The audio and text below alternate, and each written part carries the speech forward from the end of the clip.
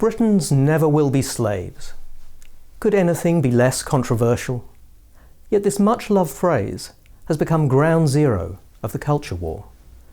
Only by determined protest has the BBC been forced to reinstate the traditional singing of this lyric at the last night of the Proms. And the victory is partial at best. The dispute has left a proud statement of a free people tainted by suspicion.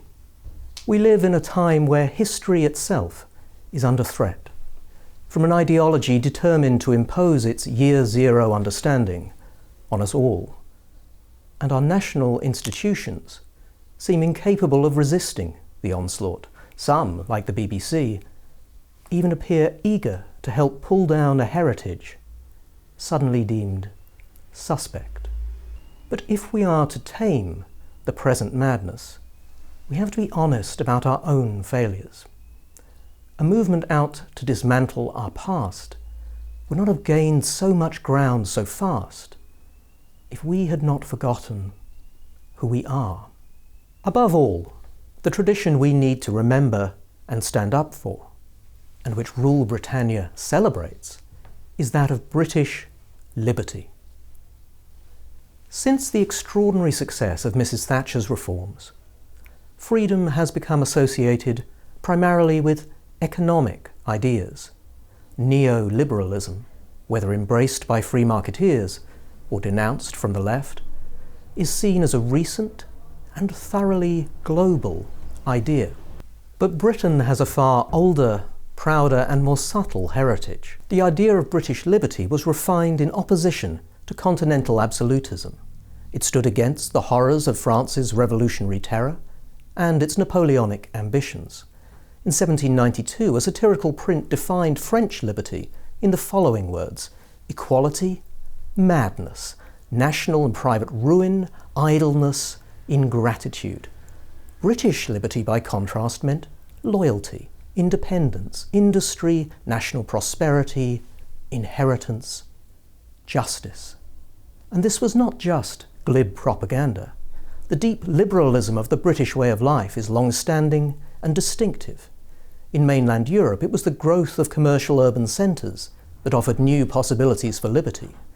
As the saying had it, city air makes free. Britain was different. Freedom was the inheritance of all, town and country alike, each man's cottage, his own castle.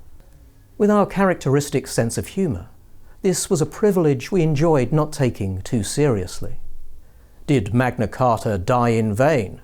asked Tony Hancock, confident that his audience would get the reference and enjoy its irreverence.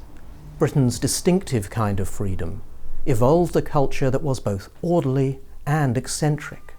The playful and untrammeled energy of its buccaneers, explorers, free thinkers and inventors did much to create the modern world. But we held the idea of ourselves as a free country with such an easy grip that it seems it fell through our fingers without our noticing. How many now understand that the traditional British response to "there ought to be a law" is, it's a free country? Since Tony Blair's election and the spread of his soft-left managerial elite, it has become the new orthodoxy that any problem must be met with committees and government action. The threat is no longer just about the culture war and the statues and songs that are being taken away from us. In our Covid-struck world, Britain's police are now empowered to fine us for peaceful assembly in groups of more than 6. An army of busybodies, Covid Marshals, are to patrol our towns and cities. Anything further from the spirit of British liberty is hard to imagine. Rudyard Kipling's words from his poem The Old Issue haunt me. "He shall mark our goings, question whence we came, set his guards about us, as in freedom's name." If we are to emerge from this crisis with the spirit that made our family of nations great, we need to remember who we are, the heirs of a long tradition of British liberty. That means not just holding on to the right to sing about it, or even keeping the economy going, but also standing up for the living tradition of freedom in our everyday lives.